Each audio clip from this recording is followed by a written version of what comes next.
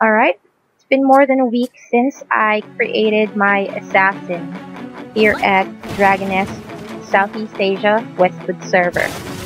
Now, a lot of people would think that I am a little too slow. Well, I'm sorry.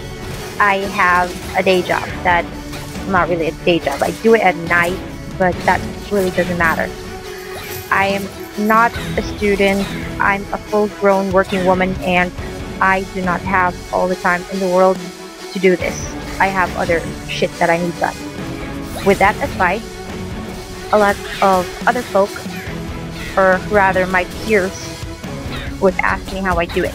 Well, first of all, I am unmarried and I don't have children, so I still have some free time. That's why I play. And also, I don't really like running with other people. It's more, I wouldn't say quicker. I wouldn't claim to be the strongest assassin and be able to kill all of these monsters by myself, which honestly I could, except it would take a bit longer than if I share the burden with a couple more people. So why do I do it? Because I'm an antisocial jerk who doesn't like people. Oh no, I'm kidding. I just find it incredibly tedious to have to deal with looking for a group when I can waste my time looking at the auction house, counting all my money. Also kidding, I don't have money. But seriously, here's how I do it. This is not gonna be exactly easy, but I find it quicker. What I usually do is I run around town, talk to all the horribly voiced NPCs, take all their requests, and then go out. Because they're all horrible, but they have a ton of XP to give. So you get all of the quests, run outside of town, and then of course you check your quest log because there's too many I don't expect anyone to really memorize everything unless they've got one or two quests, which is totally useless and would just waste your time. But if you got about, say, there's a limit of 40 quests, 40 active quests in the quest log at a given time. So if you get maybe 30 or 25, even just 20, you could probably find dungeons, 2 to 3 dungeons that have 5 or more quests in them. Aside from the board quests that you can also get just outside the dungeon if you're below level 60. Or, yeah, you also have dungeons that don't have board quests, so just stay away from those, they're ugly. And what you usually do is you go to the board, or go to the quest log, check the dungeon with the most quests, with or without board quests included. Just run those dungeons first. Run them all, and then don't go back to town. You can always repair outside town, which shouldn't be an issue. You can even repair immediately after running one dungeon, so repairs shouldn't really bother you anymore. But what you should really be mindful of is how quick you clear a dungeon and if you completed the objectives given the quest. So make sure you check your quest log every now and then while running. And this shouldn't be that hard if you're even, I wouldn't say properly geared, but you should at least be wearing the armors that are appropriate for your level.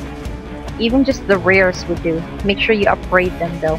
You don't really want to die in there. It's just way too embarrassing. I can't imagine what would that do to my pride. But anyway, after running a specific dungeon and gathering all the quests there and completing them, don't go back to town yet. Just don't. Hit F12, go outside the dungeon, and then run the other dungeons. Make sure you complete all of the quests that you had, or make sure to run all of the dungeons that require all of the quests that you just took from town before heading back. And then once you've completed all of them, head back to town.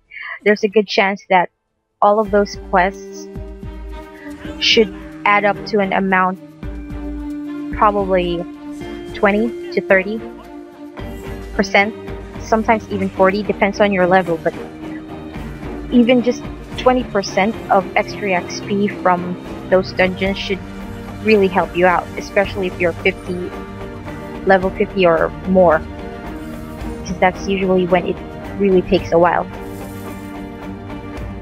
So here, aside from that, I wouldn't say that I never really got any help running levels, because I did. I got myself into a guild, and one of the passives that they provide is extra experience, and those things stack. So make sure you also buy the guild armors or the guild costume. It's going to cost around 200 to 250 gold. That shouldn't be too much if you already got yourself an alt that could provide some gold for you, but if you don't, if you're one of the unlucky few that don't have gold at all, you can try to ask your guildies or your guild master. Most of them would be able to provide you something. Now, aside from that, oh yeah, before I forgot, the account that I used to create my assassin also contains 5 other level 60 characters. 2 priests, 2 force mages, and 1 Kali. So needless to say, I have some combined skills. And if you check your combined skills, if you have the extra experience skill perk, make sure to equip that. That will also stack with the bonus experience that you'll be getting from your guild armors and your guild buffs. Now, in case you have been blessed with more patience than I have been, you can always run with a group of people, a random group of people. Just stand outside the gate, or near the gate, not really outside. Just stand near the gate and look for people. Just keep typing, looking for group or whatever. And chances are you'll bump into some nice people and they'll take you in, run with you, and hopefully they don't really lag or anything. But that's about it for today. I believe we have covered most of the important parts of leveling, and I really need to get going because I'm only level 62, so yeah, I need to get to 70 soon. So if you have questions, suggestions, violent reactions, leave some in the comments below. Bye for now, and don't forget to like and subscribe.